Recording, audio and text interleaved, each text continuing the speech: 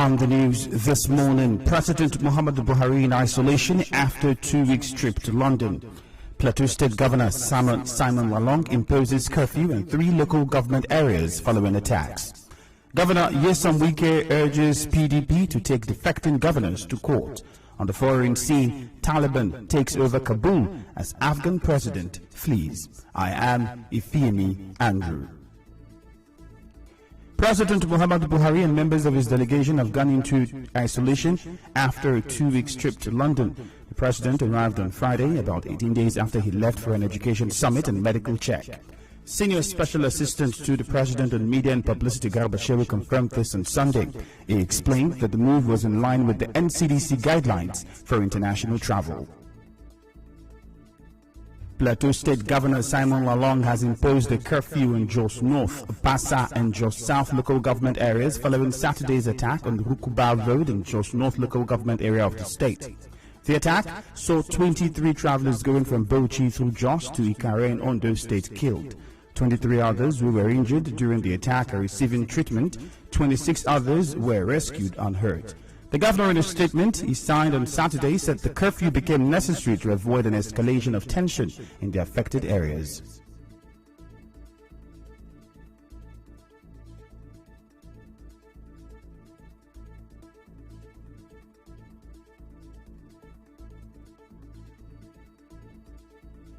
We'll take a short break. The news continues afterwards. Stay tuned.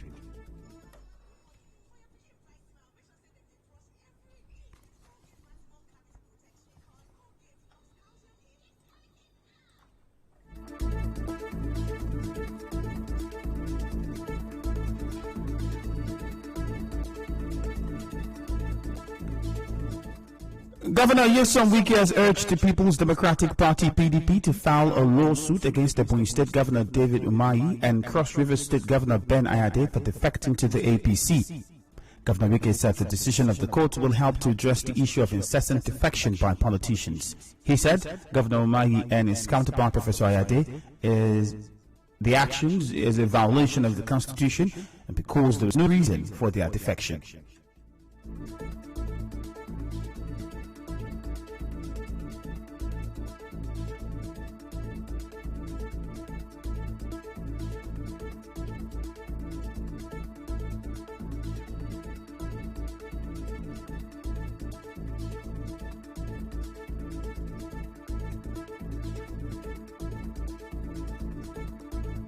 I have encouraged the People's Democratic Party, they must file a suit against the governor of Ebonyi State, David Umahi, and the governor of Cross River State, Ben Ayade, for defecting to the All Progressive Congress without any reason preferred as provided in the Constitution or any other enabling law.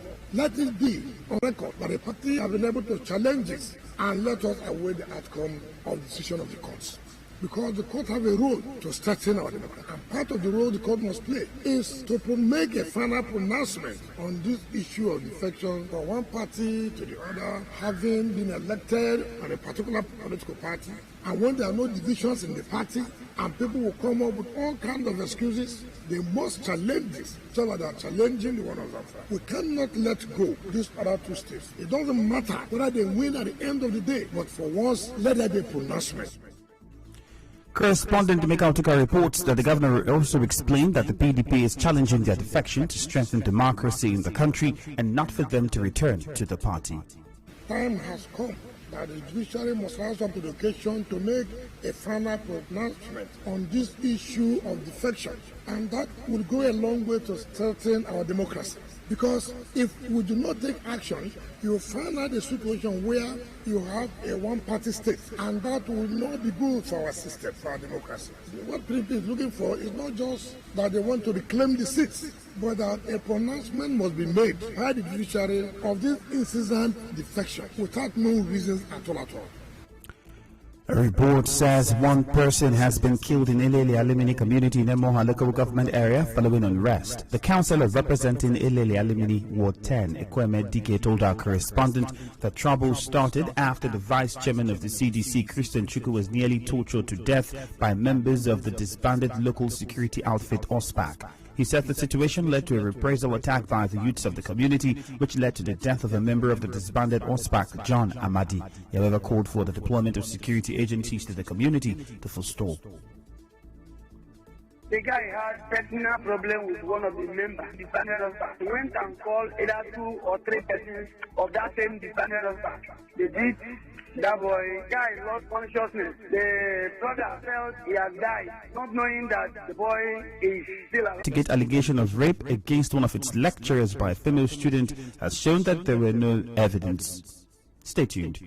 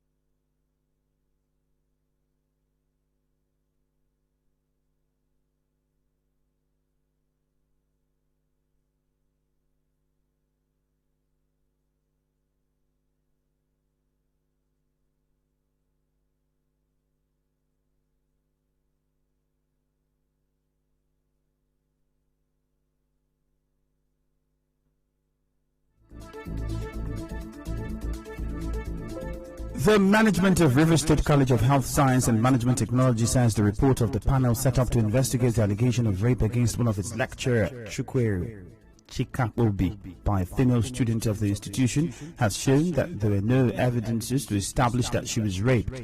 Proto-institution Professor Franklin Nlero at a media briefing said the management of this sexually harassing a female student. He said the management also removed him as head of Department of Dental Surgery Technician. The management of the college, in an emergency meeting which was held on the 5th of August 2021, had decided to suspend the lecturer, Mr. Chukure Princeway, the head of Department of Dental Surgery Technician of the college, for the case of sexual harassment against one of the female students in that department. The case of rape, however, was not fully established as indicated by the committee that handled the case, because there were no evidences to really determine actually that Chukure raped the student in question. Recall that the mother of a female student of the college had on April 16, 2021 alleged that her daughter was raped by a lecturer in the college, Chukure Chikaobi. A cross-section of university students drawn from various tertiary institutions in Rivers State over the weekend paid a thank-you visit to Chief Dumo Lulu Briggs for paying their fees for the 2021-2022 academic session. Some of the students, while appreciating Chief Dumo, said they had never met him, but his assistance has given them hope in their academic pursuit. We're here to appreciate Chief Barrister Dumo Lulu Briggs for all the good works he has been doing in assisting students, assisting them going through their crisis in school, financial crisis, do these good works in human capital development. Over time, he has paid school fees in our school, River State University, without even meeting this person. Just a text message, he replies, and that is why we are here.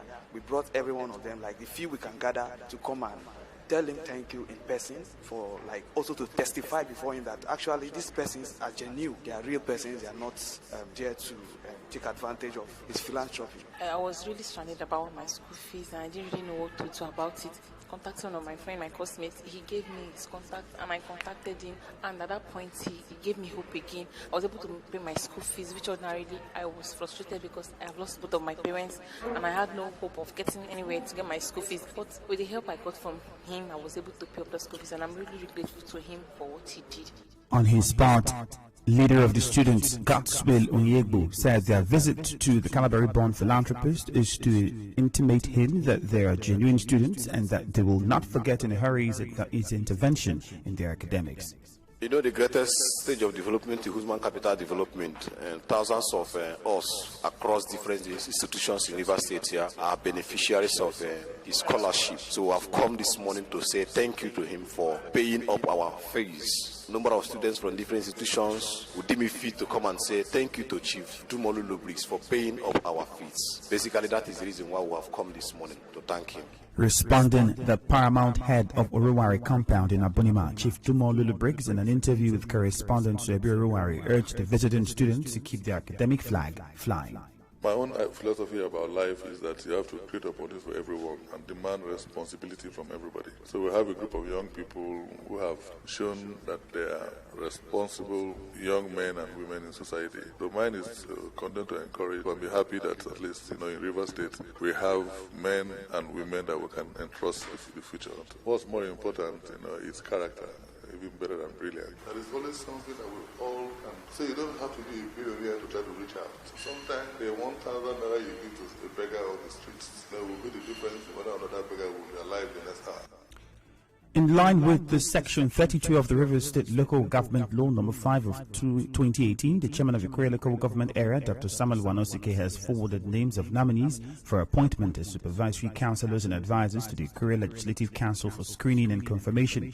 The nominees are Supervisory Councillors Barrister Emmanuel Chioma, Honorable Amadi Jacob Amadi, Barrister Victor Wali, Chief Victor Wagor, and Barrister Emmanuel Amadi, while advisors are Obunezi Amadi, Barrister Justice Okwe, Barrister Chukudi, Wandikom, Henry Amadi, and Jonathan Opon. It was a successful celebration ceremony over the peaceful coronation of His Royal Highness Eze Christian Iveco JP, the Eze Chiguru Mekme clan in Emoha local government area over the weekend. Speaking during the occasion, His Royal Highness Eze Christian Iveco JP appealed to those who are aggrieved to sheathe their sword. He promised to carry everyone along. This one you are doing today is ceremony of for beautiful coronation. There were no crisis, there were no quarrel. People expect a lot of things from me. They know that I can deliver. People expect peace, security, and development. And with the government in power, I pray I'm going to accomplish it. But those of them who are somehow aggrieved because they have aspired to make it, but by God's grace, nobody knows who is who. So I'm asking anyone who is aggrieved or who is still troubled for not to be in that position, for him now to share the sword and work together. On his part, the chairman of the occasion, His Royal Highness Eze Honorable Damien Ejioho, the Nenweli Rundele the 12th, Eze Dinobo the 2nd, who commended the people of Rumekwe for their peaceful conduct, called on the government to ensure that the community is well developed. In a community where there's no leadership, nothing comes. As I'm talking now, I have tears in my eyes because the first flow station in Nigeria, even as I'm talking now, the whole oil that comes from Bayelsa State, they all pass through to Bonny. Yet, what you have here is the size of the Shell motor, which they call Mark, that will carry pipeline. Outside the oil wells they have here, this was the only place that was bombed during the war in the entire Ikure land. So this community has paid dearly. I'm calling on the federal government and the Rivers State government. Federal government in particular, because this community has given so much to Nigeria and nothing to show for it. We pay so much price for security on this road called East West Road. There's no kidnapping again on this road. Speaking on behalf of the chairman of Emoha local government area, the deputy chairman, Edna Nyeche, said the coronation will bring peace to the community. Coronation is a very good thing. It brings peace to a community. And I know with this coronation there is no anything called violence that will come in. With the man, I know him very well, the community will live in peace. Coronation is a very good thing to a community. A community that does not have a leader, that does not have people that would lead them, I don't think that community moves peacefully. So with this coronation they are doing today, I pray God should lead them to and guide them. The youth president of the community, Frank Oda, and CDC chairman Gospel Oku also spoke on the coronation of the new Eze. We also want to call on local government, our brothers who are doing well, come and support our new highness to move Rumekwe forward. For we as a youth, we are ready to work with the Highness. I'm very happy for this occasion that happened today. I'm very grateful because we make it for a long time. We don't have a leader today. That's why I'm very happy. We have got a leader today who will lead us. Our correspondent reports that Rumekwe has been without the traditional ruler for over 10 years. The event was attended by traditional rulers, chiefs, security officials, women and youths from the community. In business, consultants at the University of Port Harcourt's Teaching Hospital will join the planned nationwide strike by the Medical and Dental Consultants Association of Nigeria starting today. Chairman of the Medical and Dental Consultants Association of Nigeria, UPTH, Chukwuemeka Agi, told correspondent Martha Okere last week that the federal government is yet to increase their salaries despite their workload. When you become a lecturer in the university, your salary drops. When you're only employed in the hospital, what you're being paid is greater than the individual who is working both in the university and in the hospital. It doesn't make sense. So we're asking for some appreciation for what we do and to say, look, this is an anomaly. It shouldn't happen that you do two jobs and then you earn less than the payment for one job. He also called on the federal government to review the hazard allowance of all health workers. We are exposed constantly to infectious diseases. So we are at risk. That risk is worth 5,000 naira. As we speak, I don't know if the president is back. He's in the UK for treatment. If the doctors in the UK were going on strike, would he be going there? To me, it is gross negligence. In the meantime, Johesu is threatening to go on strike. In entertainment, BB Niger eviction show took place on Sunday, seeing the exit of Irene and Princess. They were nominated alongside Sasuke, Tega, Nini, and Emmanuel. In sports, Super Eagles captain Ahmed Musa has challenged the federal government and security authorities to work to end the barbaric killings across the country. The Fatih Karagumruk star took to his social media account to share his grief on Sunday after attacks saw 23 people killed and several others injured during a road trip on Saturday morning. Musa could not hide his pain as he shared a picture of the travelers on his page with a prayer for peace for their home state plateau and the entire country. And now, we'll bring you news from around the world. The Taliban took over the Afghan capital Kabul on Sunday. Hours later, it was reported that the Afghan president Ashraf Ghani had fled the country. He posted on his Facebook page to say he was leaving to avoid a bloody battle in Kabul. But many Afghans say his departure amounts to nothing short of abandonment. He has been called a coward online and criticized for his failure to deal with the Taliban in preceding months as they made rapid gains. Meanwhile, Republicans have launched a Twitter attack on Biden over the rapid withdrawal of U.S. troops from Afghanistan. On the news this morning, you heard that President Muhammadu Buhari is in isolation after a 2-week trip to London. Plateau State Governor Simon Lalong has imposed a curfew in 3 local government areas following attacks. Governor Nyesom Wike has urged the PDP to take defecting governors to court. On the foreign scene, we told you that the Taliban has taken control of Kabul as the Afghan president fled the country. But that's it for the news this morning. Contact our newsroom on 0818 900-0017. The news was edited by Enoho Ogweviri. My name is Ifiemi Andrew. Cloudy weather expected in Port Harcourt this morning. Thank you for listening.